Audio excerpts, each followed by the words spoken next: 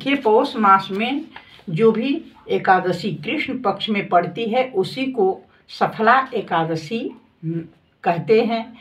उन दिन पूर्वक विधान से ही विधि पूर्वक भगवान नारायण की पूजा करनी चाहिए। एकादशी कल्याण करने वाली, अतः इसका व्रत अवश्य करना उचित है। जैसे नागों में शेषनाग, पक्षियों में गरुड़, देवताओं में श्री विष्णु तथा मनुष्यों में ब्राह्मण श्रेष्ठ है, उसी प्रकार संपूर्ण व्रतों में एकादशी तिथि का व्रत श्रेष्ठ है। राजन, सफला एकादशी को नाम मंत्रों का उच्चारण करके फलों के द्वारा श्रीहरि का पूजन करें। नारियल के फल, सुपारी, बिजौरा, नींबू, जमीरा, नींबू, अनार, सुंदर, आंवला, लौंग, बेर तथा विशेषतः आम के फलों से देव देवेश्वर श्रीहरि की पूजा करनी चाहिए।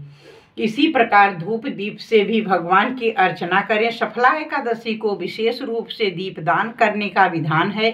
रात को वैष्णव पुरुषों के साथ जागरण करना चाहिए। जागरण करने वाले को जिस फल की प्राप्ति होती है वह हजारों वर्ष तपस्या करने से भी नहीं मिलता। नृपश्रेष्ठ, अब सफला एकादशी की शुभ कारणी कथा सुनो। चंपावती नाम से विख्यात एक पुरी है जो कभी राजा महिष्मत की राजधानी थी। राजर्षि महिष्मत के 5 पुत्र थे। उनमें जो ज्येष्ठ था वह सदा पाप कर्म में ही लगा रहता था, पर स्त्रीगामी वेश्याशक्त था। उसने पिता के धन को पाप कर्म में ही खर्च किया। वह सदा दुराचार परायण तथा ब्राह्मणों का निंदक था। वैष्णव और देवताओं की भी हमेशा निंदा किया करता था।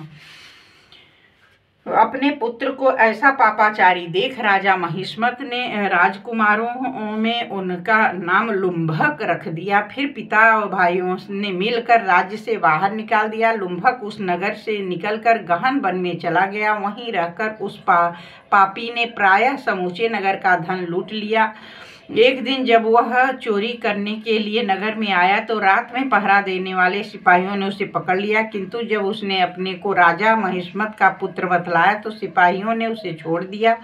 फिर वह पापी वन में लौट आया। प्रतिदिन मांस तथा वृक्षों के फल खाकर जीवन निर्वाह करने लगा। उस दुष्ट का विश्राम स्थान पीपल वृक्ष के निकट था। वहाँ बहुत वर्षों तक पुराना पीपल का वृक्ष था। उस वन में वह वृक्ष एक महान देवता माना जाता था। पाप बुद्धि लुम्भक वहीं निवास करता था। बहुत दिनों के पश्चात एक दिन किसी संचित पुण्य के प्रभाव से उसके द्वारा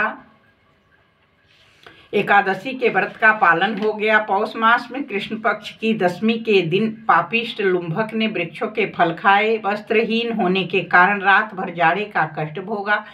उस समय न तो उसे नींद आई न आराम ही मिला। वह निष्प्राण सा हो गया था। सूर्योदय होने पर भी उस पापी को होश नहीं हुआ। सफला एकादशी के दिन भी लुम्भक बेहोश पड़ा रहा। दोपहर होने पर उसे चेतना प्राप्त हुई। फिर इधर उधर दृष्टि डालकर वह आसन से उठा और लंगड़े की भांति पैरों से बार बार लड़खड़ाता हुआ वन के भीतर गया। वह भूख से दुर्बल पीड़ित हो रहा था। राजन, उस समय लुम्भक बहुत से फल लेकर ज्यों ही विश्राम स्थान पर लौटा त्यों ही सूर्य देव अस्त हो गए। तब उसने वृक्ष की जड़ में बहुत से फल निवेदन करते हुए कहा, इन फलों से लक्ष्मीपति भगवान विष्णु संतुष्ट हो। यूं कहकर लुम्भक ने रात भर नींद ली। इस प्रकार अनायास ही उसने व्रत का पालन कर लिया। उस समय सहसा आकाशवाणी हुई,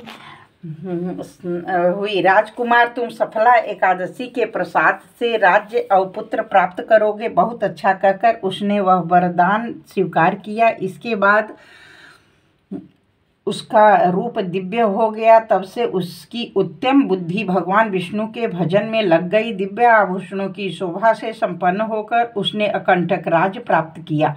15 वर्षों तक वह उसका संचालन करता रहा। उस समय भगवान श्री कृष्ण की कृपा से उसके मनोज्ञ नामक पुत्र उत्पन्न हुआ।